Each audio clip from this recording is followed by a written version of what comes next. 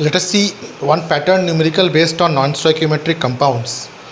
There is a question in which it is said that nickel oxide exists as non-stoichiometric compound and its formula is nickel 0.98, oxygen 1.00.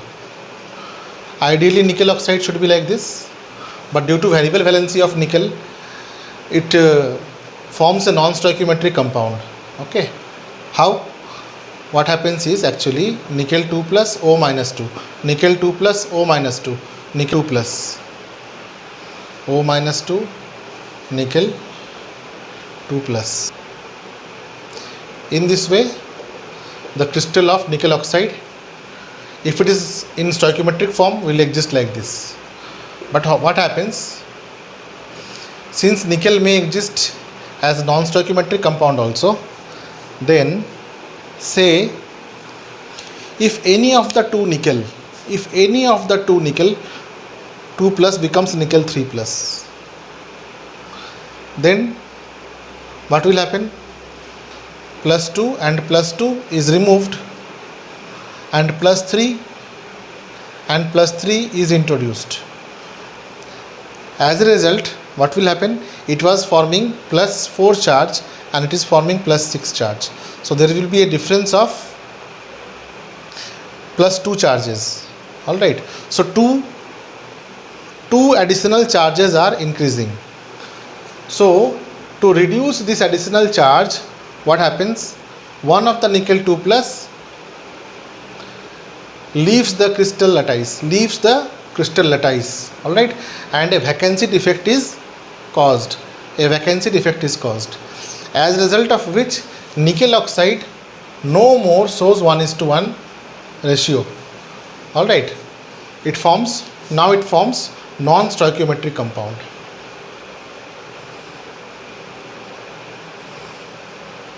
In which the ratio of nickel and oxygen is not whole number. Alright. They are in the form of decimal, that means fraction. Now sometimes question is asked that what fraction of nickel 2 plus and what fraction of nickel 3 plus is present in this kind of crystal. Alright. So if I frame problem statement for this, then I would write like this, that nickel oxide exists as nickel oxide exists as nickel 0.98, oxygen 1.00. What fraction or percentage fraction multiplied by 100, what fraction of nickel 2 plus and 3 plus is present in nickel 0.98, oxygen 1.00. So if this kind of question is asked, then what we will do?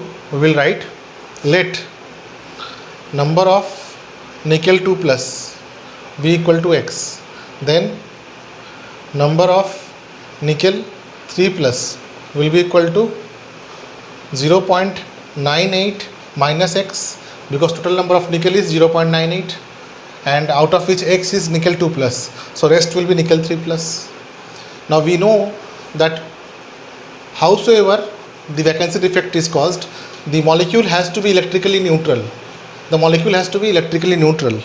That means plus 2 charge of nickel multiplied by number of nickel 2 plus and plus 3 charge of nickel multiplied by number of nickel 3 plus minus 2 charge of oxygen. Alright, this is for nickel 2 plus, this is for nickel 3 plus and this is for oxygen minus 2. It has to be equal to 0. If you solve this equation, this will come out to be plus 2x minus 3x plus 2.94 minus 2 is equal to 0. So this will be equal to minus x plus 0.94 will be equal to 0. So x will be coming out to be 0.94. So fraction of nickel 2 plus will be equal to 0.94 divided by total number of nickel given 0.9698, it will be equal to 0.98. 0.96 as fraction, or 0.9 or multiplied by 100, so it will become 96%. Either you can write 0.96 or 96% or 96 by 100. All three are all right. And fraction of nickel 3 plus will be equal to 0.98 minus x. Minus x value is how much? 0.94 divided by 0.98 will be equal to 0.04. See, this will be equal to 4%, this will be equal to 0.04. so if you add these two, this will become 1, that means 1 by 1, and if you add this, it will become 100%. Alright, so this is how our answer is correct. Now, in which other cases this kind of questions can be asked? You can also be asked this kind of question in case of Fe2O3. If it exists as Fe 1.98 and oxygen 3, FeO, if it exists as Fe 0.98 oxygen. So non-stoichiometric defect is always caused by such ionic crystals in which the metallic ion has variable valency. Now, so far I was giving heading to every topic. Now, can you give a heading to the topic which I have just taught you now? Try. Yes. One topic could be numericals based on non-stoichiometric compound. One topic could be numerical based on non-stoichiometric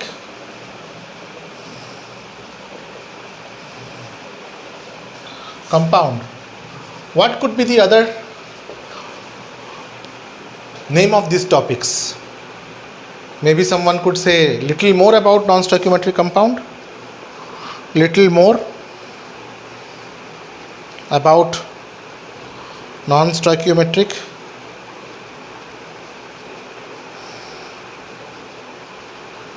compound, or you can also write the statement of problem here, and you can also write that why nickel oxide and iron oxide shows non-stoichiometric property.